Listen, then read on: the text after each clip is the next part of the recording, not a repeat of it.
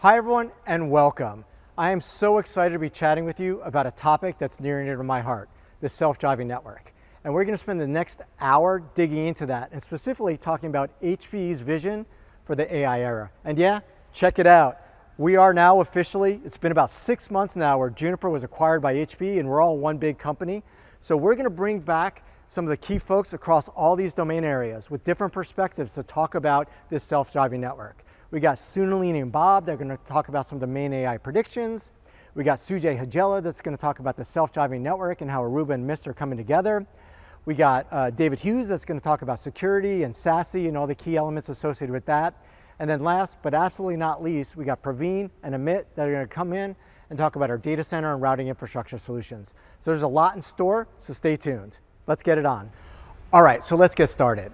And I don't think there's any better way to talk about self-driving than to bring on the folks that actually created the term and put it into practice.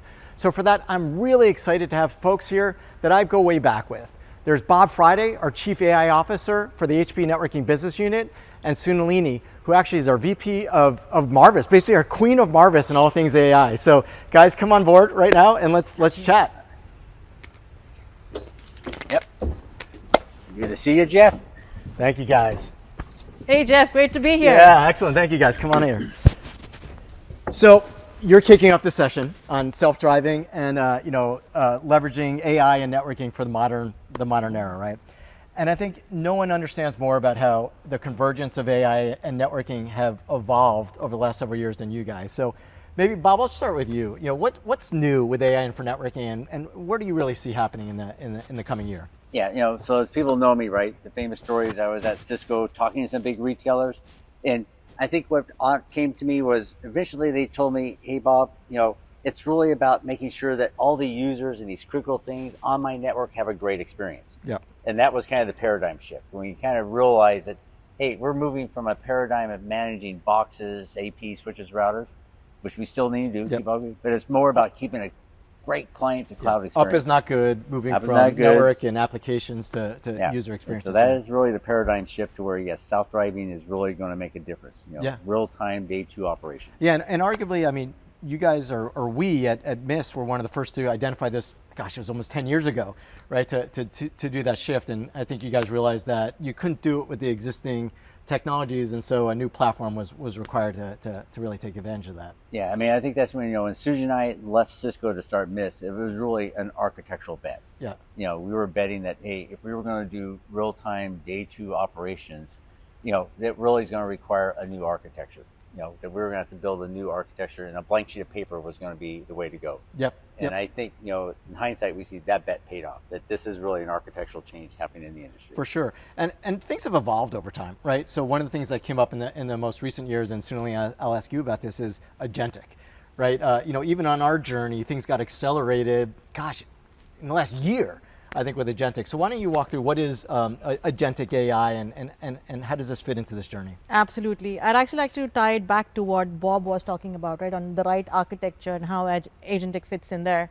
Because when we began our journey at Mist, it was all about measuring user experiences. And to measure user experiences, you need the right data.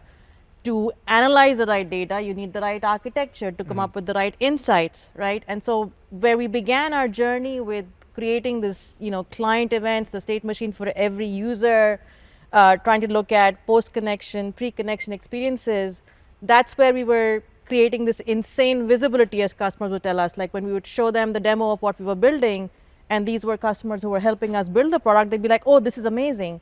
But our vision was just not giving visibility and insights. Our vision was all of these insights that we are getting now from the system, leveraging a microservices architecture, is a means to an end. That end is self-driving.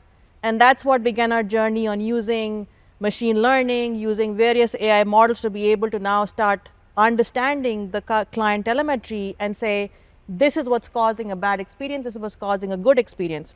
And when it's causing a bad experience, the next piece of the puzzle for us was, how do I automatically fix that bad experience, right? And that began as, can I build automation within my system to automatically fix those issues which I know are causing bad experiences for my end users? That's when agentic AI came to the forefront, because agentic AI became another tool in our toolbox to be able to help us achieve those self-driving actions with much more efficacy and in a much more accelerated fashion. So what is today a list of 20 actions can very soon become a list of 40, because the problems in networking haven't changed. What has changed is how we're trying to solve those problems, and not just solve them to give you root cause, solve them to literally fix them for you so that you don't even notice a blip in your experience when you're using your applications on your devices. And that's where agentic, with its reasoning, with its thinking, with the evidence it provides, and the root cause analysis, is clearly going to help us accelerate that journey towards achieving self-driving. Okay. Yeah, I would say, just to kind of reiterate, certainly here, for me personally, agentic AI is the catalyst that's really accelerating our journey to self-driving. Mm-hmm. You know, I see with agentic AI and really the joining of two data science teams, right? You know, the Juniper HPE acquisition, that is giving us the acceleration to do.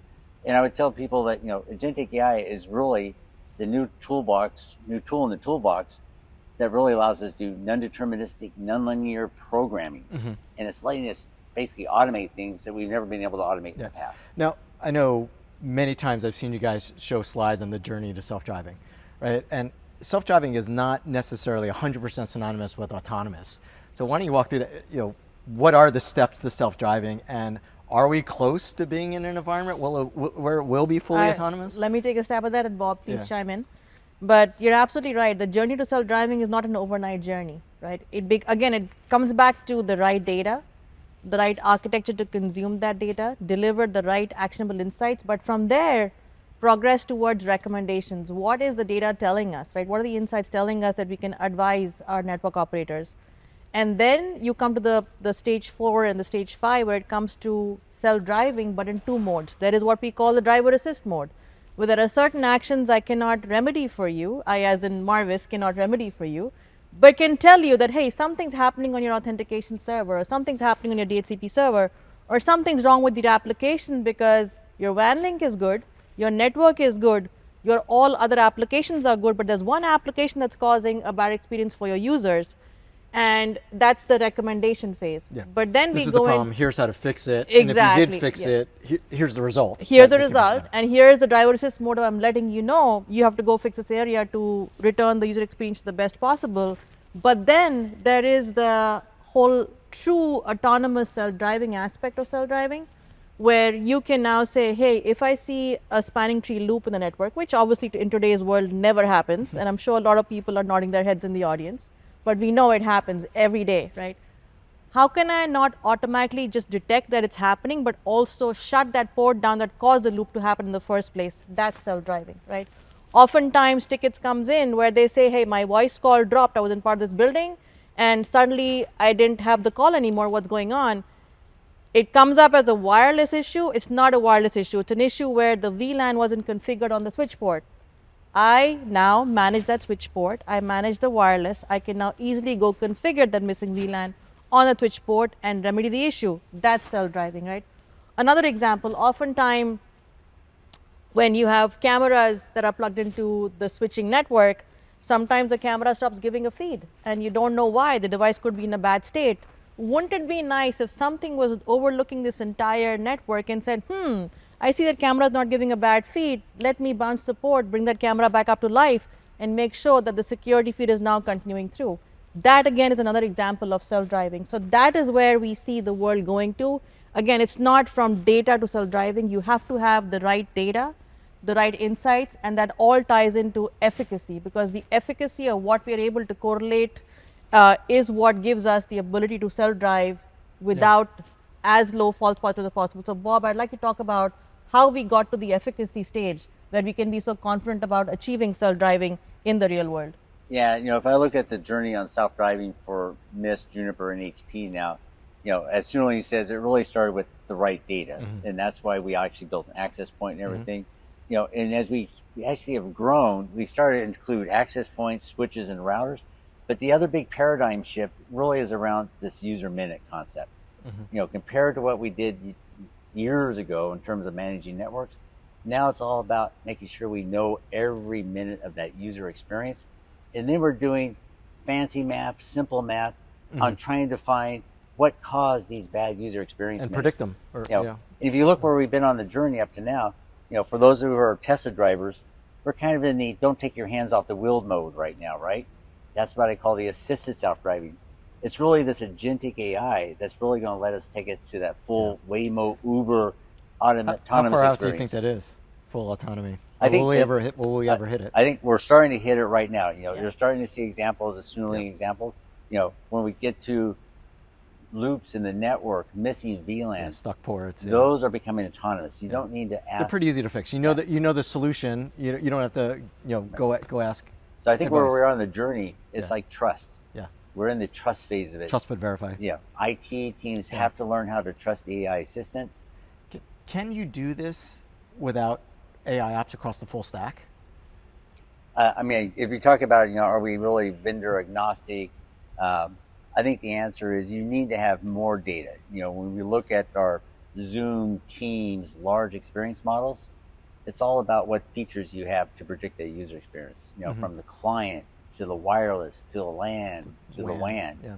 You know, you need features from all parts of the network to basically make those predictions. Got it. You know, so that actually comes, so the more data you have, the better the predictions, the better the user experience, the better the self-driving experience. Yeah. So I know you guys are heavily involved with integrating into the product, but we're also seeing a lot of this, agentic Gen AI influencing support as well, like building into the NOC. Do you guys have any thoughts on how you see that evolving? Is that becoming more mainstream in 2026? Yeah, no, I think when we left Cisco, we knew we were going to have to build kind of this new real-time cloud architecture to really achieve this day two operations, AI ops experience. The other thing we found very quickly was organizationally, the other benefit of having a blank sheet of paper was we were able to take the support team and the data science team and really tie them to the hip. Yep. Because you really need, your support team is the domain experts in networking. Yep. And they're really a proxy for our end customers. Yep. And I think that's the other big paradigm. And it's an important feedback loop, so it's always learning and getting better. No, it is definitely part of the that feedback in terms of AI, in terms of how you learn and train the AI. You're basically supporting your support team is basically telling you what data needs to be brought back to the cloud. So I think that is the other big paradigm shift that people don't really appreciate is you really got to make sure you have your support and your product team basically integrated together when you move to these cloud AI ops which was a massive paradigm. I mean, that certainly didn't exist 10 years ago in networking. So just to add to that, right, from a NOC perspective, from a support perspective, from an efficacy perspective, when I take it back to the foundation of self-driving, you should be able to trust it to let the network self-drive. For you to be able to trust the self-driving aspects of what we bring to the table, it all comes down to efficacy. So what Bob mentioned about the support team, the data science team, and the product teams all working together, it's all about increasing the efficacy of what Marvis says, right? And then when Marvis comes up with an action, there's always a human in the loop that's giving us permission to say, yep, let Marvis self-drive. And what we're seeing through the journey the last 6 to 7 years since Marvis has been out, we were in recommendation and driver assist mode for the longest time, right? But our partners and our customers started telling us, hey, 9.9 times out of 10, what Marvis is telling me is absolutely right, and I know it's impacting my users. Why don't you just fix it for me? And that's what led to, okay, you now trust the AI because of all the work we've put in to achieve that high efficacy. Now, I just start self-driving. So you give Marvis permission, it's self-driving, and funny. that's what's helping the NOC. I get asked all the time, like, do your customers, do they trust you or not? And it's funny, it's like the ones that have been using it longer, trust it. They've been seeing the trust but verify, they believe in it, and they're willing to go into more autonomous. Yeah, I always tell customers and people, if your vendor is not using its own cloud AI ops, Red it flag. has not started the journey yet. Yeah, okay. Bringing this home, if you had to give like any recommendations as to like what makes a self-driving deployment successful, I think you touched on a bunch of things. Let's summarize it: like the right data, the right efficacy, integrated support, and product teams. Is there anything else we're missing there? Or anything else you would give guidance? Architecture. The right architecture. Yeah. Okay. You got to have the ability to ingest those asynchronous events coming from the network for every client, every user, every session, because again, take it back to where we began the conversation. It's not about managing the boxes. The LEDs may be shining, but that doesn't mean you're having a good experience. And measuring that experience, understanding a good minute versus a bad minute is critical. You can only do that with the right data, the right architecture, the right insights to make, again, recommendations and self-driving actions you can trust. Okay. Trust is where this whole process begins. That's great. And I didn't pay you to say that, but that's the perfect lead into our next speaker, Sujay Hajela, because he's actually going to talk about how when Aruba and Mist Juniper came together, we realized that the architectures were actually going down a common path, a common self-driving path with agentic, with microservices, which led us the ability to do things like cross-pollination and other key features. So thank you guys for talking about the technology. And you guys stay tuned. We're going to bring Sujay on here to talk about the product and how it's evolving and some of the big announcements we had at Discover not too long ago. So thank you guys. I enjoyed it. Thank you, Jeff. Thank you, Jeff. All right, everybody. That was a fantastic session with Sunalini and Bob. I always love to hear the technologist perspective on where things are going. Bob in particular is someone that I've known for decades, and he always has his finger on the pulse of what's coming, whether it's location services or next generation Wi-Fi, or in this case, self-driving AI. So it's always great to hear.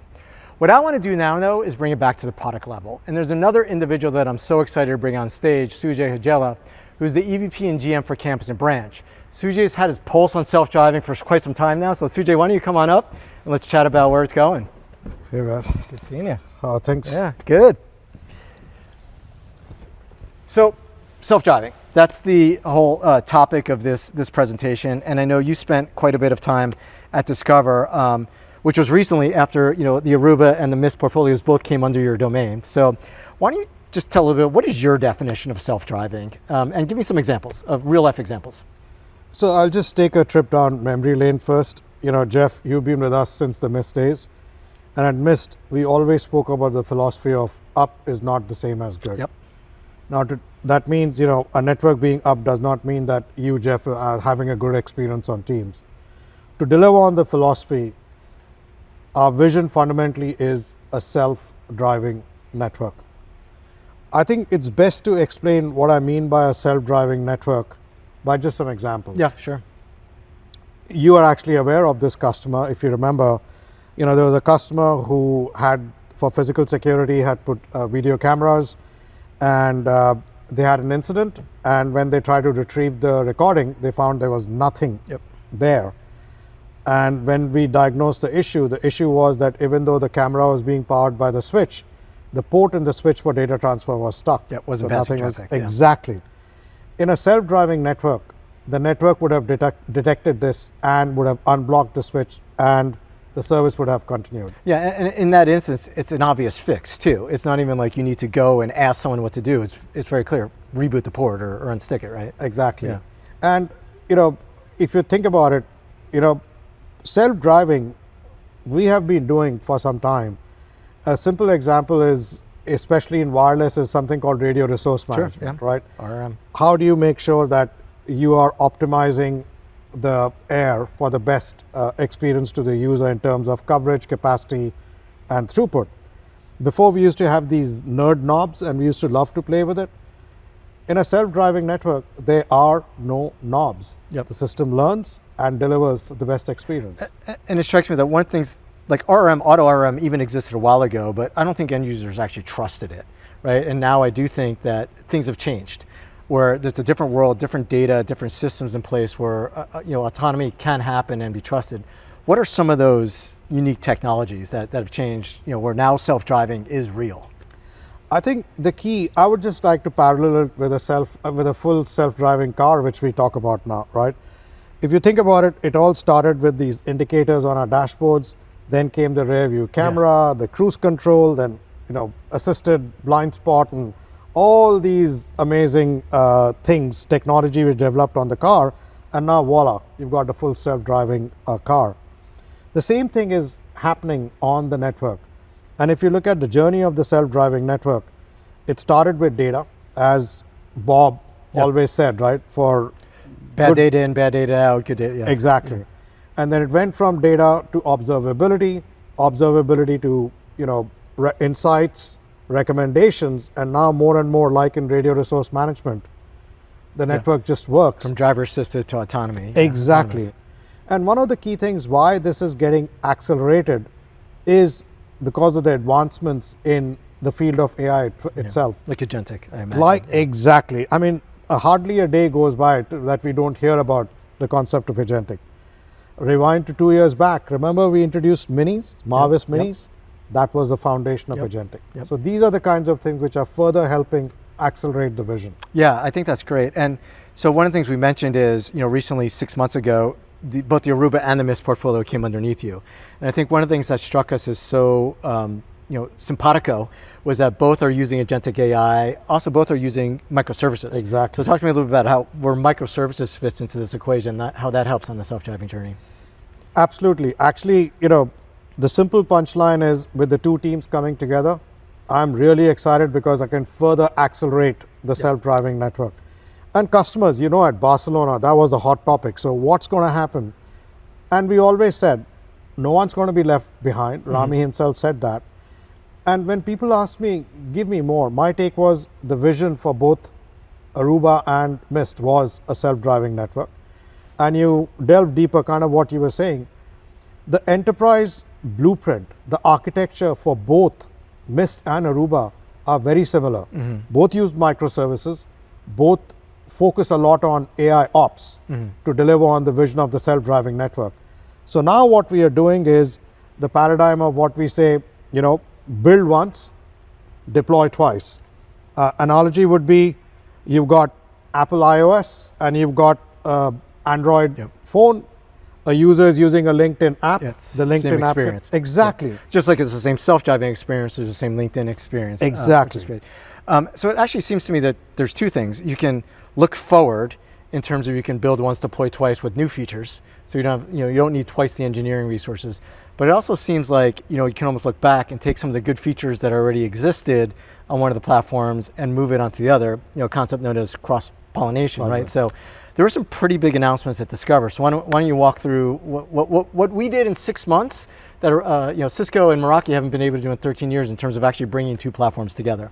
So just one point I would make, Jeff, is this is on the engineering talent before I go into the cross-pollination.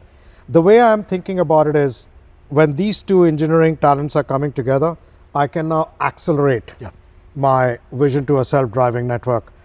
So with that thought process, an example which we spoke about at Barcelona was at Mist, we had this large experience model, right, which is really able to tell you what's going on with your team's call, for example.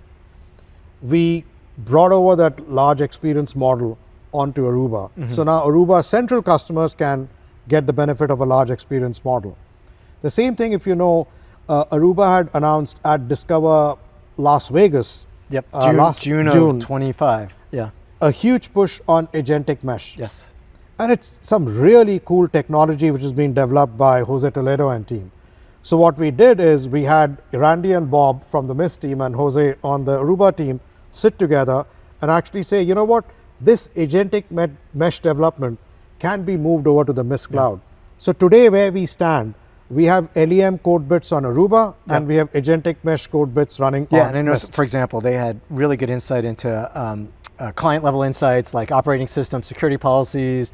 They had some really cool dashboards in terms of how they show the organizational insights. So like you said, they're coming together. But what I really like the way you framed it in Discover is they're both on a common self-driving journey, right? It's the common experience that we want to deliver. It doesn't matter what platform you're on, we'll get you to that end user experience, which I think is so powerful. Absolutely. Yeah.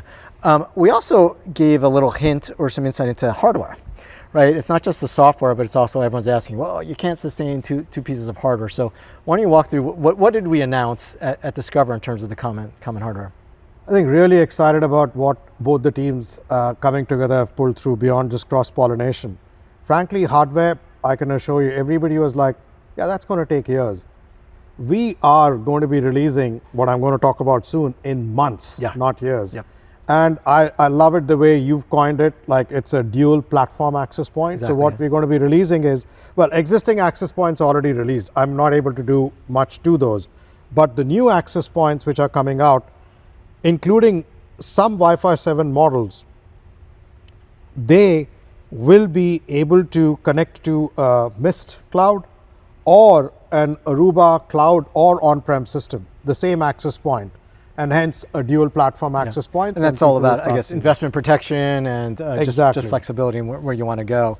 I assume other hardware elements are on that self-driving journey and similar plans for that? Absolutely. I mean, think about what a full stack is, right? Yeah. It's wired, wireless, SD-WAN. You don't even need to have your imagination run wild. Yeah, it's pretty straightforward. Yes. And what I always tell people, they're like, when is it going to happen? When is it going to happen? We want to do it both judiciously and expeditiously, right? Correct. We want to get you there, but we're not going to rip the rug out of any customer that's using a product and expects to continue to get the full life out of it. So that's where we're going to go. So great. Any just final suggestions or recommendations on where you kind of see the whole self-driving journey going and what folks can expect from the campus to branch portfolio going forward? So my take is, before the acquisition, both Aruba and Juniper Mist were experiencing very durable momentum, which is continuing. I mean, customers are voting for what we bring to the table. Even the Gartner Magic Quadrant, as you know, Aruba and Juniper Mist are both in the leaders quadrant, and you also know where Cisco is in that, not on this side, but on the other side. Not in the leaders quadrant. Yes. But here is the other thing which is really important as I look forward to the journey. And that is fundamentally, we spoke about cross-pollination. We spoke about dual platform access points. We spoke about the art of the possible. But think about it. What Cisco has not been able to achieve in a decade, we have been able to do in a quarter. Yeah, that's pretty powerful. I think, and that's all talent, and that's also foresight on where we want the market to go. I think that's talent. I think that's architecture and framework. But also, let's not sell you and some of the other folks short. I mean, we've had experience with Juniper acquiring Mist, HPE acquiring Aruba and Silver Peak, and so as well as your background at Cisco, et cetera. So I think there's experience as well. Just I think bringing solutions together. So kudos to you guys. So thank you, CJ. It's great to see how the self-driving journey has really spread across the whole full stack. And with that, we do have Praveen and Amit coming up later to talk about data center, right? How they're using it to do similar types of operations there. But first, actually, we talked about Discover. And we have a great video from Discover where Miles Davis actually showed some of that cross-pollination. Neat. Pollination. Yeah. It's not pollination, there's no Z. Cross-pollination on the Aruba Central side in particular. So we're going to go to that first and see it in action. It is pollination and it is polarizing. Yeah, exactly. So thank you very much. Thank you, sir. All right, welcome back, everyone. That was a fantastic session. But you know what? We have one that's equally, if not more exciting. I'm super excited to bring on David Hughes. I go way back with him. Currently, he's the SVP and GM of the security and SASE team. So David, come on out and let's talk about security. Hey, Jeff. Great to be with you today. Yeah, thank you so much. Have a seat. So, David, a couple weeks ago we had Discover in Barcelona. Yes, yeah. That was my first Discover. I know you've kind of been doing it for a while now, probably about 4 or 5 years right now. Yeah. And one of the themes that you talked about on stage was the convergence of security and networking. It's a big theme, I think, for our customers, for our partners. All the analysts are talking about it. What does it mean to you? Why don't you talk about that convergence? Yeah, it's very apparent to most people in the IT space that the fields of networking and security are converging. So there's a big overlap. You can't really think about building a network today without thinking about security.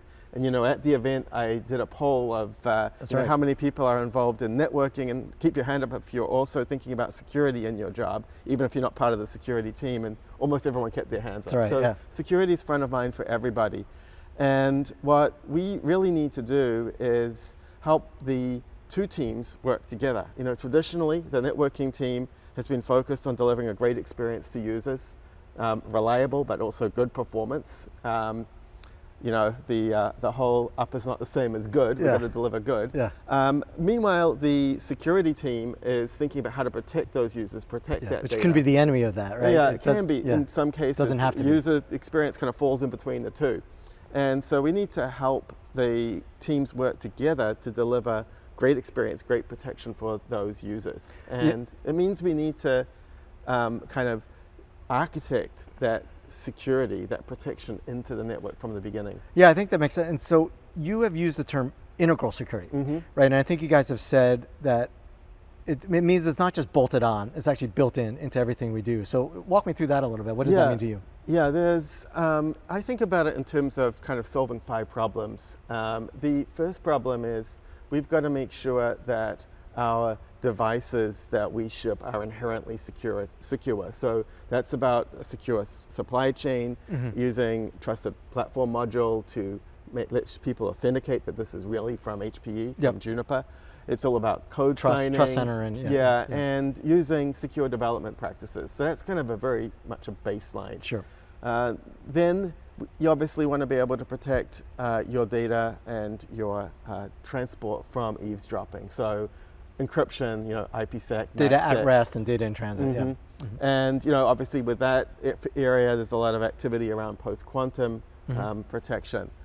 The third area is about minimizing the blast radius. So, I think for most people, having an event or a breach is not if, it's a when.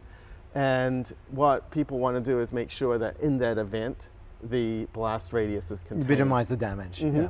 And networking's got a lot of inherent capabilities to segment traffic, whether it goes all the way back to VLAN or VXLAN, to VRFs, to the dynamic segmentation that we can drive in conjunction with network access control and roles. That segmentation is a key thing that the network can do to help with especially if it's tied with self-driving, right? You'll be able to take an action very quickly so you can, again, minimize the blast radius. And be able to quarantine devices and so on. A fourth aspect is around stopping lateral movement and making sure that both people and things can only connect to the resources that are part of doing their job. And this is really where zero trust networking comes in.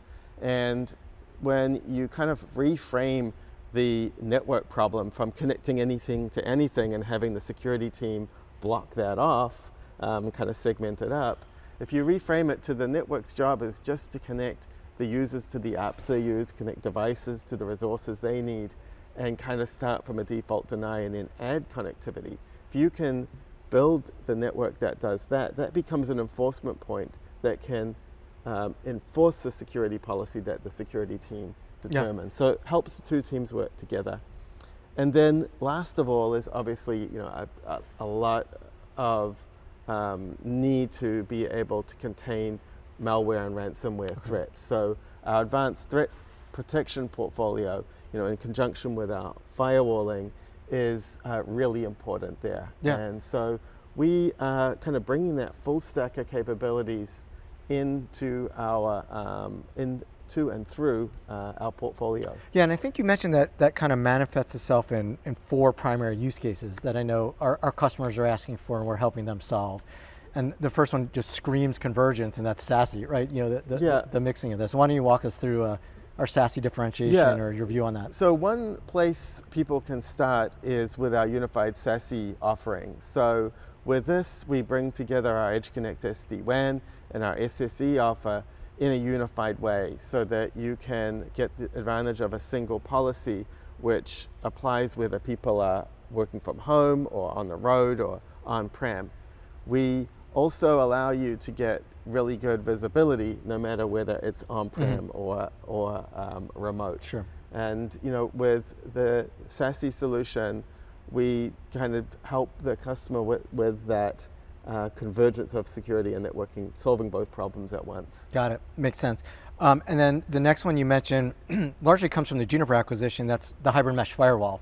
So, and I know there's been some exciting announcements there, and I know the applicability extends from the edge all the way to the data center. So walk us through that a little bit. We've gotten a lot of kudos relative to our hybrid mesh firewall capabilities, and what hybrid mesh is all about is managing a fleet of firewalls, whether they're physical or virtual or containerized, whether they're running on-prem or in the cloud, whether it's a branch or a factory or a data center. Being able to manage those firewalls from one point with general policy that you kind of define once for the enterprise or organization and then apply everywhere. And we're seeing this being really applicable from a data center perspective, but then as you grow that data center and think about taking those policies into a VPC in the cloud or extending that into other environments like factories or campuses, the hybrid mesh firewall capability is really important. Now, full disclosure, I've heard gaggle of geese piece. I've heard pot of whales. I've never heard of fleet of firewalls. So you've now brought in my fleet of firewalls, definitely firewalls and fleets. I don't know, was that a New Zealand thing? Well, or? no. It comes when I think about fleet learning and a fleet of cars. All right, there you've you got go. your Teslas doing Back to fleet self-driving, learning. yeah. So back to self-driving. I think of it in terms of fleet learning. I love so it. That's probably where that fleet comes from. I love it. So the third area was all about full stack, which again screams convergence, right? When we're talking about integrating security along with wired and wireless and SD-WAN. So talk to us about the whole AI native full stack. The whole idea of kind of AI native full stack is if you're a customer managing your wired and wireless LAN, and now you're looking at extending that to the WAN, and you want to do that with the same framework, then full stack AI ops is another real key convergence point. Yep. When you think about assurance, so you're thinking about how do I assure the user's performance when they're on the LAN relative to their access, ideally you want to be able to extend that over the WAN, because the user, if they're having a bad experience, they don't really care if it's a LAN problem or a WAN problem or a firewall problem, they just want it fixed. And so we want to bring the power of AI ops to all of that problem. Yeah. And the classic example that we used to always give is your Zoom call, right? If it goes down, you don't know if it's the app, the client, the WAN, the LAN, the wireless, so which bit, so you have to correlate that all together and fix it with the self-driving. Yeah. Okay. And then the third area, which is I think a little bit more ambiguous, but is a big buzzword right now, is UZTNA. Right, so why don't you walk us through that a little bit on how we're approaching that? Yeah, so UZTNA, for those that haven't heard of this before, it's Universal Zero Trust Network Access. And the idea here is to be able to apply a uniform policy to control the access of people and things. So we want to be able to make sure people are only accessing apps that they're authorized to, and that things like IoT devices or workloads are only connecting to the resources that make sense for the business purpose that they have. We can do this technologically with a combination of technologies. With ZTNA technology, which is inherent in our SSE offering, it's great for the user accessing apps. We can also use our NAC offerings, which make sure that we are only letting the right devices onto the network, whether it's laptops or whether it's IoT devices. We're authenticating and then authorizing, and then either allowing them on or perhaps quarantining those devices. And then a third really important aspect here is continuously monitoring and looking for anomalies in what's going on. So for an IoT device like a door lock, an automated door lock, we know the behavior. We've learned it across all of our customers. We know this door lock only reaches out once per hour to one of these 4 IP addresses. And when we see it doing something else, we know something's wrong, and so we can choose to quarantine that. So we may have admitted it may have looked okay yesterday, but it's gone bad. We need to be able to dynamically detect that and follow policy, which would typically be to isolate that device. Okay, so this is great. The reason I love talking to you is because our whole raison d'etre is the self-driving network, which has 3 pillars: AI native operations, client-to-cloud portfolio, and integral security. Right, so you guys touch everything we do. So thank you for coming in here and talking about this, because it's super, super powerful. So for those of you out there that have specific security needs, again, we're here to help address them. And David, thank you so much. It was great doing it. So yeah, thanks, Jeff. As good always, to be here. good seeing Thank you, everyone. All right, and now for our last session, which is arguably one of the most exciting, because this is what makes the self-driving network tick. And by that, what I mean is I'm talking about our data center infrastructure solutions and the routing infrastructure solutions that bind everything together. So with that, I'm super excited to bring on 2 folks. I got Praveen Jain, who's the SVP and GM of our data center business, and we got Amit Bhardwaj, who's the VP of Product Management for Routing Infrastructure Solutions. Guys, hey, Jeff. Thanks for having me here. And I see you showed up in uniform, so thank you guys. Thank you. So Amit and Praveen, you guys were in Barcelona, as was I, and we had some really big announcements there, particularly around networking for AI. So I think we'll start maybe on that, and then we'll broaden it to, I think, the larger aperture of just data center and routing infrastructure in general. And what struck me is that at Discover, Rami actually had a really good slide where he showed all the use cases for networking for AI, right? Where he had scale up, scale out, scale across, and the edge, on-ramp, and type of environments. So why don't we take those one by one, right? If we look at scale out, right? That's an environment, Praveen, that's largely in your wheelhouse with the QFX and the switching. What is the HPE advantage there when it comes to scale out, and what did we announce at the show? Yeah. So Jeff, first to give you some background, the TH5 or the Tomahawk 5 based switch, which was a 51 terabit From per Broadcom. second, per second switch, we were the first OEM vendor to launch that switch, and it's doing extremely well in the market. We had exciting wins in the AI cluster space because of our first to market and the differentiation, which I'll talk about in a moment. Now, leading from the same background, we are now first to announce our Tomahawk 6, which is a 100 plus terabits per second switch, and that to 100% liquid cooled. It was a cutting edge technology, so much of work across the board, components are not available, cutting edge across all the different components, right? So we were able to release that switch first OEM, we are first OEM to release that switch in the market. Yeah. And what I loved about it, by the way, is one is it showed innovation, like speed to innovation. And again, like you said, and being first does matter, right? We were the first with the Tomahawk 5, and we had a quick lead in 800 gig, and I think the same is here with the Tomahawk 6. But what I super liked about it too is it leveraged HPE liquid cooling technology, which you kind of mentioned, right? That's 25 years of innovation, a true better together story there. So Yeah. do you expect all switches to start using liquid cooling, or where do you see that coming in? See, actually, because of liquid cooling, you need that infrastructure to deploy liquid cooling switches and the servers in the data center. So not everybody will have multiple SKUs. Air cool will be another SKU. But to your point, by the way, when you are doing liquid cooling, it's about the technology advantage which HPE has. But let's say you have a server where the liquid is flowing. First of all, you want to make sure it's rock solid under pressure, under temperature, and all of that you need to do. But also, if by any chance any leak happens, you need to be able to detect that leak in time, shut down the system, or take preventive action. All of those technologies, HPE has perfected over 25 years, as you said. Yeah, very much a better together story. So that's great. Shift gears a little bit, Amit, and scale across, right? Again, this is, you're talking routing, and this is Juniper, now HPE's wheelhouse. So why don't you talk a little bit about our scale across differentiation, and also your big announcement at Discover was a partnership with NVIDIA. So why don't you talk through that a little bit? Okay, before we go to the scale across term, let's talk about the term called AI factory grid, right? Why do we need AI factory grids? As you build the AI data centers, you very soon run into the problems of physics, space, cooling, and power. So you need to build these data centers across regions and metros. Right? Now the problem is you need to connect them, right? That's what we call a scale across. So just the scale up within the rack or scale out within the multiple servers is not enough. You need multiple DCs connected now to all behave like a single AI factory grid, right? So this is the fundamental problem. And we announced this partnership at HPE Discover with NVIDIA to build these AI factory grids using GPUs from NVIDIA. They're switching with Spectrum, the PTX routers for the long-haul DCI, and even more interesting, MXs for the inference edge. So this is an end-to-end blueprint between NVIDIA and HPE for building these AI factory grids. Now, what do we bring to the table here with the PTX router is unmatched 800 gig density with deep buffers, fully secure line rate MACsec solution that's 100% proven. Coherent optics on every port without any limitations, right? And then on the inference edge part, we bring our Trio Silicon, Express on. Oh, actually, let me just show you something. Oh, he came with.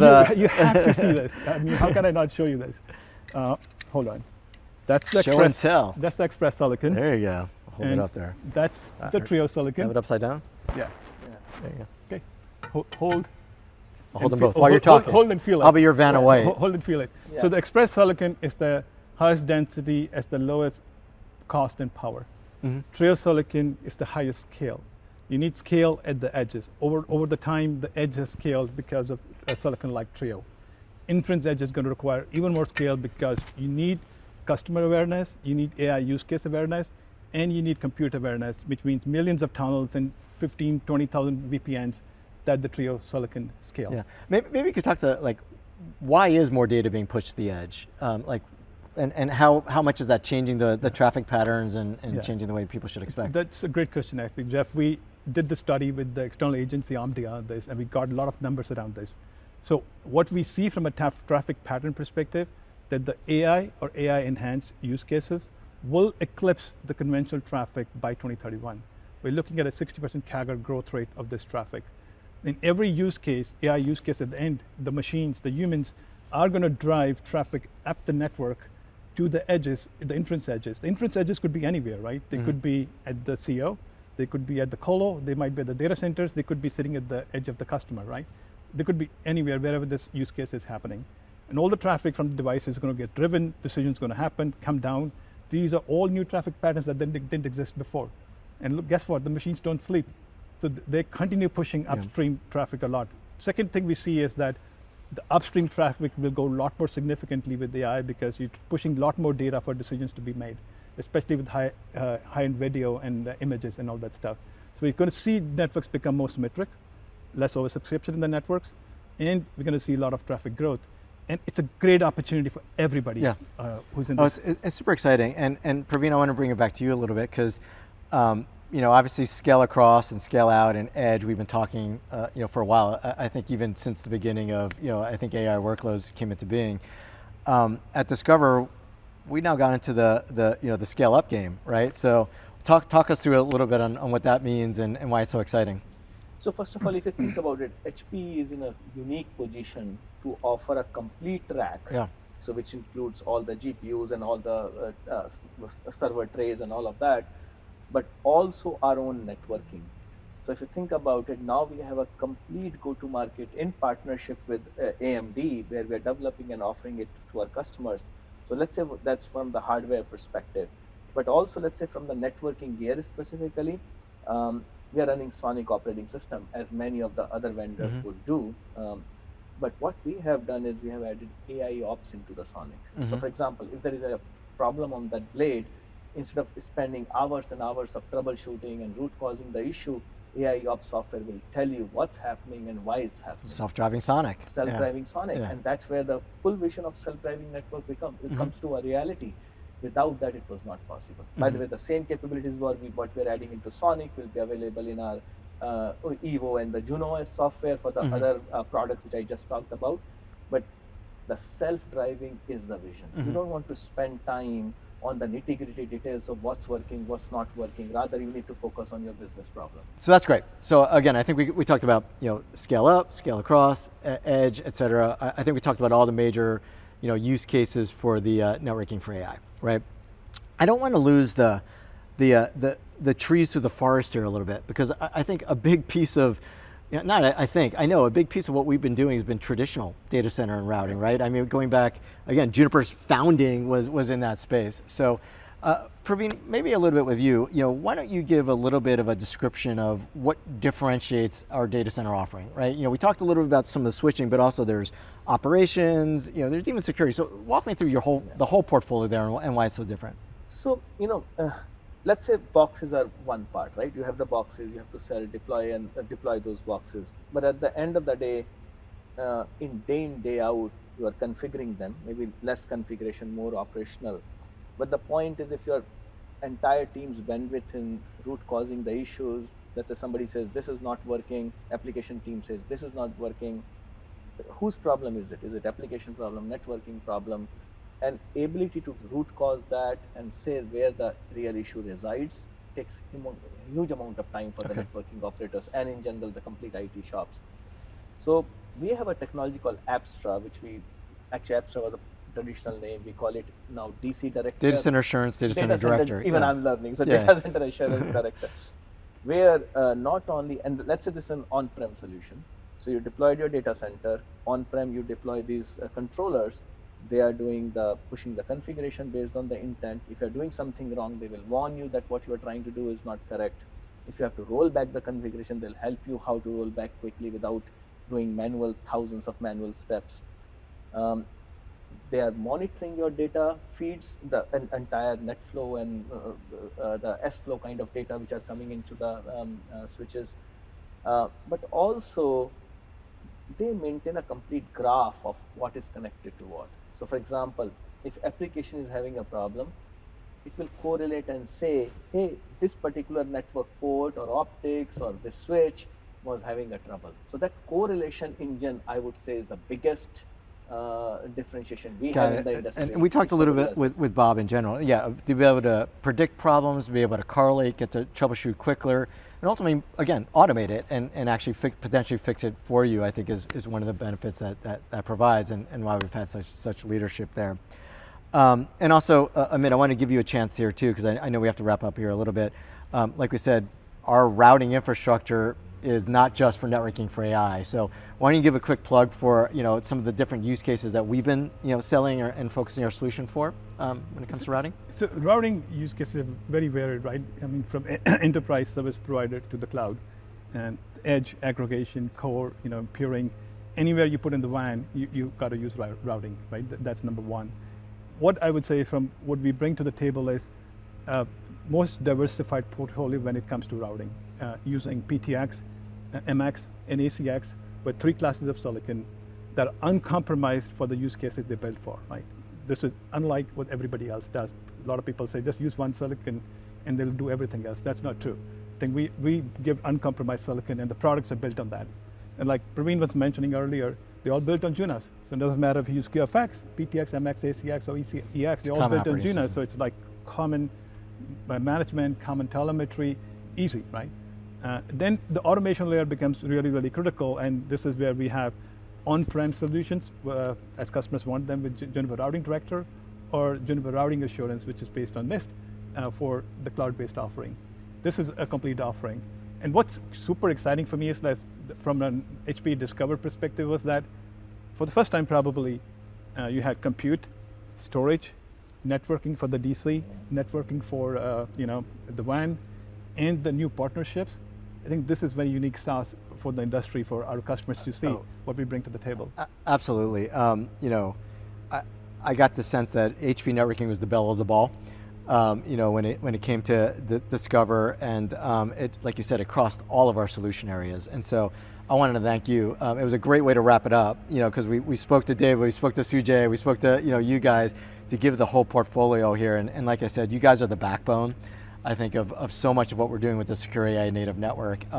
And it's showing in obviously the results in the business. So thank you guys again for your leadership, for the innovation, and continue to drive the HPE business forward. It truly is being felt across the whole company. So with that, stay tuned for my closing thoughts. All right, that concludes our interviews. And hopefully you guys got a lot of extremely valuable information from that diverse set of speakers.